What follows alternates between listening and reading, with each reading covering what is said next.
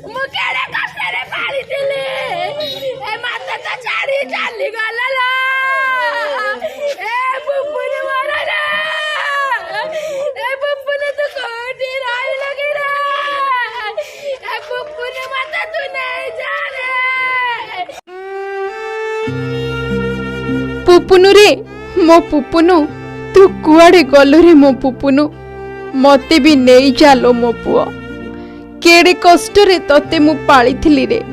कुआड़े जाई रहिलु रे मो पुपुनु पुपुनु पुपुनु डाकरे कंपुथला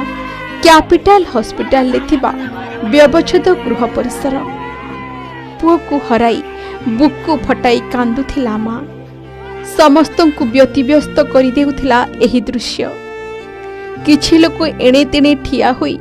अनेक कथा कहथांती एही समय रे हठात एक मृत शरीर को अणा जाई एम्बुलेंस गाड़ी भितरे रखा गला एही समय रे भो भो होई कांदी उठिले परिवार परिजन सांग साथी सभी किए गाड़ी निकट रे कांदी कांदी मृत शरीर छाड़ु न थाई तो किए कांदी कांदी तले गड़ी जाउथाए किंतु समस्तंकर छाती फाटी जाउथाए निज गेल्हा पुओ को हराई थिबा एई माटीर कांद सुनी माटी कहूथाए मो धन मते थरे माँ बोली डाकी दे आउ किए मते माँ बोली डाकिबो काहा पाई जीवन धरी रहिबी एमिति हृदय विदारक दृश्य देखि घटना कौन पचारिथिलु जहा जानिबाकु पाइलु आज को 3 मास तले युक्त 2 प्रथम वर्षर छात्र प्रकाश कुमार साहू को बरमुंडा गाँव किछि युवक अतर्कित आक्रमण करथिले तेबे दीर्घ 3 मास परे चिकित्साधीन अवस्था तांकर आज मृत्यु होइछि तेबे मृतक प्रकाश कुमार साहू सेही बरमुंडा गाँव बासिंदा प्रकाश साहूकर गोटे छोट भाईटीए मध्य अछि छोट भाई बापा माँ और जेजेमा को नहीं सेमानंक छोट परिवार तेबे आसंतु जानिबा कौन पूरा घटना गत 3 मास तले प्रकाशकर माँ राशन चाउल पाई डीलर को पाखक जाइथिले चाउल आनिबा पाई समर्थ न हेबारु पुओ प्रकाश को डाकिथिले आउ कहिथिले चाउल बस्ताटी को नहीं घरे रखिदेबाकू रास्तार निज साइकेल जोगे प्रकाश जाउथिबा बेले आक्रमणकारी जनक ऑटोरे आसुथला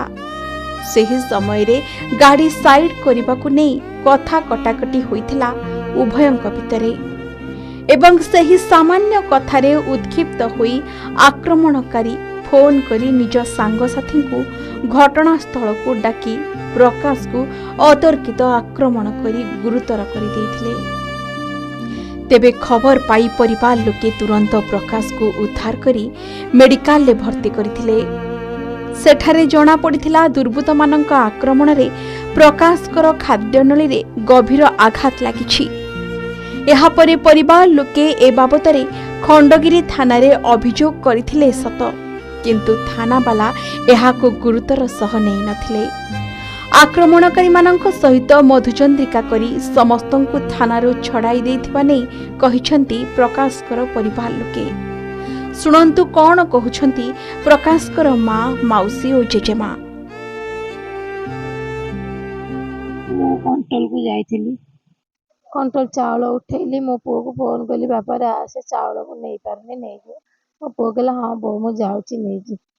ए कहीकि मो पुओ से थी मो फोन कली मो पुओ आड़ू गला आम आगे नायक साइड लोक कंट्रोल लगे से भी चाउल नहीं आइले से सियाड़ू नहीं आसने मो पुओ आड़ू जाऊँगी सामना सामने हेले मो पुओ छोट गाड़ी नहीं जाऊला चाउल आने से कहले आ तू साइड दे गला मो अंकल मु तो सीधा जी कुआड़े साइड मु तो कंट्रोल को जीवी या कहे तू कहीं कथा कहलु बोली सोदा बका करी घोषाड़ी नहीं लक्ष्मी मंडपठू मिक्सचर फैक्ट्री पाखे बाड़े तार प्यानकेरा आ खाद्य लोन फटेदेले जहाँ द्वारा से 3 मास मेडिकल पड़ी पड़ी आज डेट हो गला आम जाइलु कंट्रोल से हाड़ी साइया जाइले कंट्रोल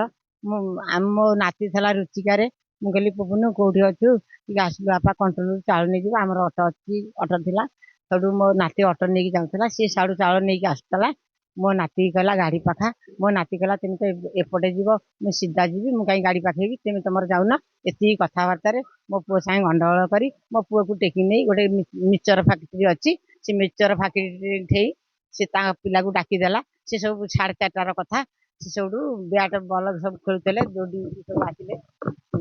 30-40 जन आउ मो पुओ को बाड़ेकरी अंतमुजुला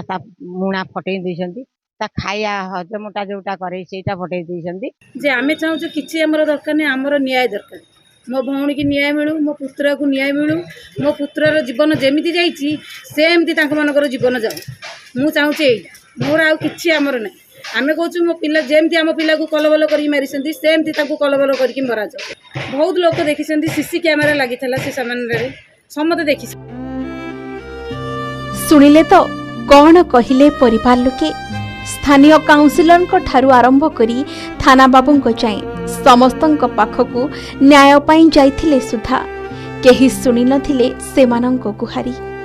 शेषरे दीर्घ 3 मास मृत्यु सहित संग्राम करी जीवन हारिछंती प्रकाश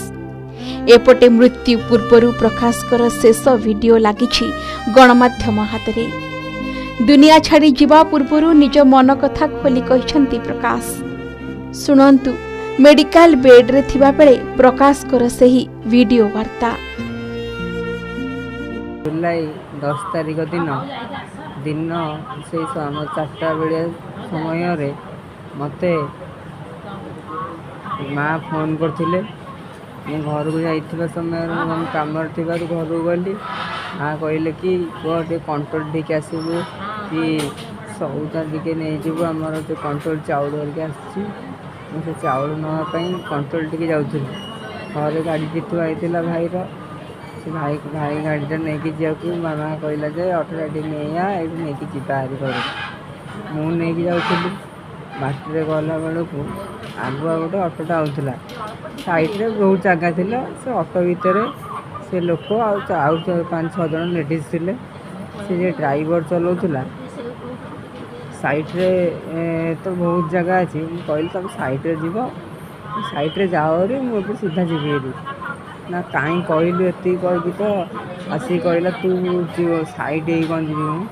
तू साइड जीवु ना मु साइड जीवु बोल तो साइड आप एत जगह अच्छी साइड जातु मु साइड जीवी ना कहीं कहलु बोल ये कहीकि सी मत ताड़ू आसिक मो मत कहला कि रह तो कथा बुझुछु सांगे सांगे तार 4-5 नंबर कहार गोटे फोन करदेला फोन कर द्वारा तू ये ठिया मत ठिया कर मत कहला कि आसिकी रह दौस तो देखिए कहला हाणी ते मटर पकई 3 पीस लेखा करी हाणी 3 पीस लेखा करी मत आज्ञा आसिकी देखू मो ये ठिया होती मत गोटे टोका आसिक कहला कि आजिया कहली मत कहला आजिया सहित कथबार्ता हो कम्प्रोमाइज करके आस मत डाकी नहीं गला पाखु से आगू ठिया होते से मत नहीं जा द्वारा मत से मैंने तांकर से 25 जन जो छुआ आसिक मत सांघातिक भाग बाड़े बाड़े सारा पर से सब पकई देकी मैंने मो माँ से बेलू दौड़ी आसला बेलू मत जो बाड़े सारे आज्ञा ये देखूँ आमर गाँव सरपंच जी आम कॉर्पोरेटर हम सी आज्ञा शुणे कहला सी कौन कौन जगह बिकी कम करते बिकी तोर कहला सी मोर कि एपर्तंत भी कहीं किसी गोटे मोर बुझुना कथाटा आज्ञा मुझे कौन करी केमी बची आज्ञा मोर तो आईसीयू 2 थर आईला केत भी खाया भी एपर्तंत पाइनि मासिक 1.5 मास गला खाइनी तेबे प्रकाश को मृत्यु परे परिवार लोके न्याय पाई प्रकाश को मृतदेह धरी खंडगिरी थाना घेराव करथिले प्रबल गहली जोगु घटनास्थल रे पुलिस छाउनी होइथिला तेबे प्रश्न उठुछि खंडगिरी पुलिस केमिति तदंत करुथिला जे मृत प्रकाश मेडिकल रे पड़िथिबा बेले आक्रमणकारी बेल रे आसी बाहरी बुलुथिले शेषरे नाबालकर जीवन चलीगला तथापि पुलिस रो निद काहीं की भांगुनी